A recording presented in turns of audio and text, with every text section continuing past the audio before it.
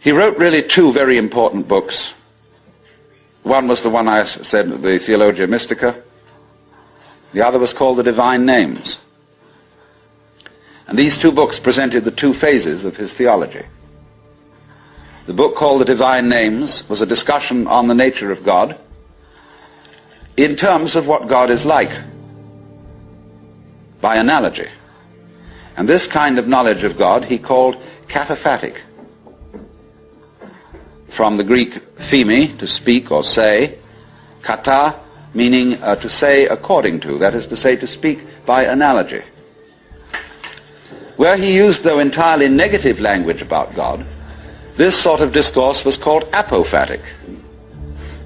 And the word apo meaning away from, to talk away from.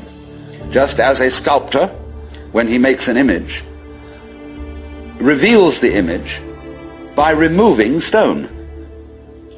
And so Dionysius explained that one attains the knowledge of God by discarding concepts, which is exactly what the Hindus mean when they say, of God one can only say neti, neti, not this, not this, not any conception. So thus in Hindu philosophy, the highest state of consciousness in samadhi is called nirvikalpa samadhi, which means literally non-conceptual. Vikalpa means a concept. Nir is a negation. So the non-conceptual knowledge. Now, people have greatly misunderstood this. They have imagined that unknowing the state of the highest contemplation was the acquisition of a blank mind, from which you first discarded thought, you went on to discard perception, you went on to discard any kind of sensory content in awareness, until you were, so far as anyone could say, aware of nothing. And they supposed that this kind of catatonic state was mystical consciousness. This is often believed in India.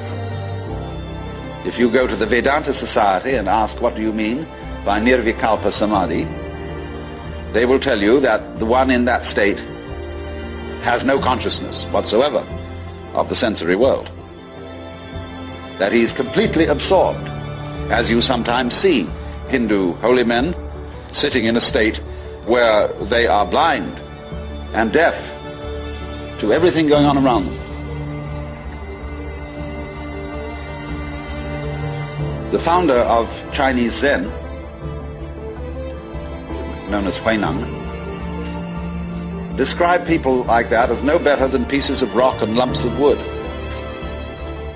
He said it's a very serious mistake indeed to confuse sunyata, the Sanskrit word for the great void, which is both the ultimate reality and the consciousness thereof, that it's a great mistake to confuse it with nothingness.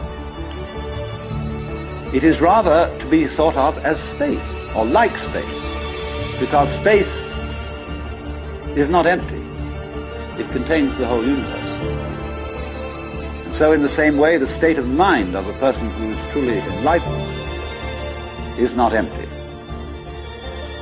It contains everything.